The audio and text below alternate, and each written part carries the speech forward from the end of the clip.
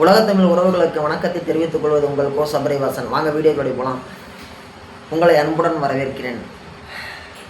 Argentina நாட்டில் இருக்கக்கூடிய ஒரு மிகப்பெரிய ஒரு திருட்டு தான் வந்து பார்த்தீங்கன்னா இந்த நூற்றாண்டினுடைய தலை சிறந்த திருட்டுன்னு சொல்லி இன்னை வரைக்கும் அழைக்கப்படுகிறது. அப்படி அவங்க என்ன பண்ணாங்கன்னு சொல்லி கேட்டாங்கன்னா, திருட்டு நடந்த ஆண்டு வந்து பார்த்தீங்கன்னா 2006 வருஷம் ஜனவரி மாதம் 13ஆம் தேதி மதியானம் ஒரு 12:45 வாக்கில் இந்த திருட்டு சம்பவம் நடந்திருக்குது. இதெல்லாம் எப்படி நடந்துச்சுன்னு சொல்லி கேட்டிங்கன்னா, கிட்டத்தட்ட வந்து பார்த்தீங்கன்னா 3 பேர் இருக்கக்கூடிய திருடர்கள் வந்து பார்த்தீங்கன்னா ஒரு வங்கிகளோடி போகிறாங்க. வங்கிகளோடி போயிட்டு ஒரு மிகப்பெரிய ஒரு வித்தியாசமான துப்பாக்கி காமிச்சு மிரட்டுறாங்க பேங்க் ஊழியர்களை மிரட்டிட்டு அந்த கேட்டை சாத்திட்டு உடனே காவல்துறைக்கு வந்து ஃபோன் பண்ணுறாங்க. இந்த மாதிரி நாங்கள் வந்து பார்த்திங்கன்னா இந்த பேங்க்கை நாங்கள் வந்து எங்கள் கண்ட்ரோலில் கொண்டு வந்துட்டோம்.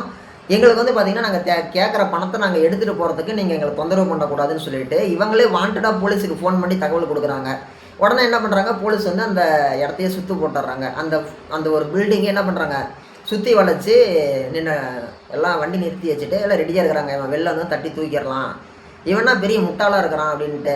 கொஞ்ச நாள் கழிச்சு ஒரு ஃபோன் வருது. அந்த 3 திருடர்கள் என்ன பண்ணுறாங்க, இந்த மாதிரி எங்களை வந்து நீங்கள் பிடிக்கணும்னு எந்த முயற்சியும் பண்ணக்கூடாது, நீங்கள் இல்லை எங்கள் இந்த பில்டிங்கை சுற்றி ஒரு குறிப்பிட்ட தூரத்துக்கு யாருமே வண்டி நிறுத்தியக்கூடாது, எல்லாம் நவுந்து போங்க அப்படின்னு சொல்லி ஒரு அறிவிப்பு ஒன்று கொடுக்குறாங்க.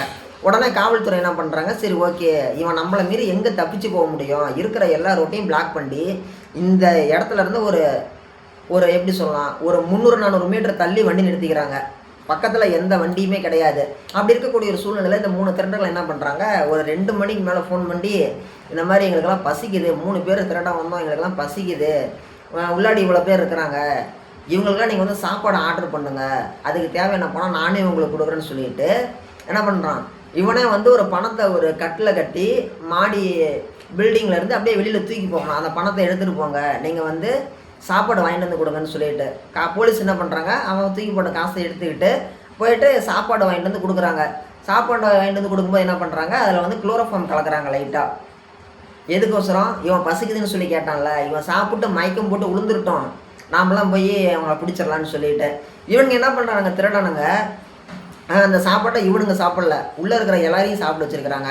சாப்பிட வச்சுட்டு என்ன பண்ணுறாங்க, சாப்பிட்டு ஒரு மணி நேரத்தில் எல்லாம் மயக்கம் போட்டு உழுவுறதை பார்த்துருக்குறாங்க. உடனே இவங்க ஃபோன் பண்ணுறாங்க போலீஸுக்கு வந்து, என்னப்பா சாப்பாட்டில் மயக்க மருந்து கலந்து கொடுத்துட்டீங்களாட்ருக்கு, நீங்கள் இந்த மாதிரி பண்ணுவீங்கன்னு தெரியும், அதனால தான் நாங்கள் வந்து சாப்பிடாம மற்றவங்கள சாப்பிட வச்சுட்டு நாங்கள் வெயிட் பண்ணிகிட்டு இருந்தோம், நீங்கள் புத்திசாலின்னு நினச்சிட்டு இருக்கிறீங்களா, உங்களை விட நாங்கள் பெரிய புத்திசாலின்னு சொல்லிட்டு சொல்கிறாங்க.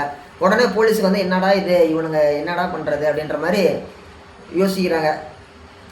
அப்போ என்ன பண்ணுறாங்க, நீங்கள் யாரோ உள்ளே வர முயற்சி பண்ணிங்கன்னா அடுத்த நிமிஷமே நாங்கள் இங்கே இருக்கிற யாரையாச்சும் கொலை பண்ணிடுவோம் அப்படின்னு சொல்லிட்டு ரொம்ப ஒரு மிரட்டுறாங்க. போலீஸுக்கு என்ன பயன்னு சொல்லி கேட்டிங்கன்னா, இப்படி தான் ஒரு சில மாதங்களுக்கு முன்னாடி 2005 அதே அர்ஜென்டினாவில் வேறு ஒரு பிரான்ச்சில் வந்து பார்த்திங்கன்னா இந்த மாதிரி திருடனை பிடிக்கும் பொழுது தவறுதலாக நடந்த துப்பாக்கி சூட்டில் பொதுமக்கள் 2 பேர் இறந்துட்டாங்க. இந்த டைமில் வந்து பார்த்திங்கன்னா காவல்துறை மேலே மிகப்பெரிய ஒரு எதிர்ப்பு அலை அப்படிங்கிறது மக்களால் முன்வைக்கப்படுகிறது. அதனால் காவல்துறை வந்து இந்த தடவை ரொம்ப கவனமாக இருக்கிறாங்க. எந்த கன் ஷூட்டுமே பண்ணக்கூடாது, எப்படி இருந்தாலும் சரி ஒரு நாள் வெயிட் பண்ணியாச்சும் அவங்க வெளியில் வந்து தட்டி தூக்கிடலான்னு சொல்லிட்டு ஹெலிகாப்டர் ரெடியாக இருக்குது, சுற்று வட்டாரத்துலலாம் ரெடியாக இருக்குது. இந்த திருடனுங்க என்ன பண்ணுறானுங்க, அப்படியே வெயிட் பண்ணுறானுங்க. சாயங்காலம் ஆகுது, 7 மணி ஆகுது, 8 ஆகுது, 9 மணி ஆகுது. 9 மணி ஆகி சாயங்காலம் ஒரு 6 மணிக்கு மேலே இவனுங்க கிட்டேருந்து எந்த ஒரு அறிவிப்புமே வரல. இப்போ கொஞ்ச நேரத்துக்கு ஒருக்கா பேச்சு கொடுத்துட்டு இருக்கிற திருடனுங்க 6 மணிக்கு மேலே இவன்கிட்ட எதுவுமே பேசலை. உடனே என்ன ஆகுது, போலீஸ் வந்து உடனே ஒரு சிறப்பு அதிரடிப்படையை வர வைக்கிறாங்க. வர வச்சு மேலே ஹெலிகாப்டர் மூலிமா அப்படி இப்படின்னு சொல்லிட்டு அந்த பில்டிங்களோட 4 பக்கம் இருந்து செவுத்தை உடச்சிட்டு உள்ளாடி ஒரே டைமில் உள்ளாடி போகிறாங்க. உள்ளாடி போய் அந்த திருடனங்களை தட்டி தூக்கி வரணுன்ட்டு உள்ளாடி போய் பார்த்தா உள்ளாடியே அந்த திருடனங்களே இல்லை. திருடனங்களே இல்லாமல் அப்படியே அமைதியாக இருந்திருக்குது. மயக்கம் போட்டு விழுந்தவங்க தான் இருந்திருக்கிறாங்க. மயக்கம் போட்டு விழுந்தவங்களுக்கு யார் திருடனே தெரியல. அவங்களாம் எலி போட்டு வீட்டுக்கு அனுப்பி விட்டாங்க. ஓகேங்களா.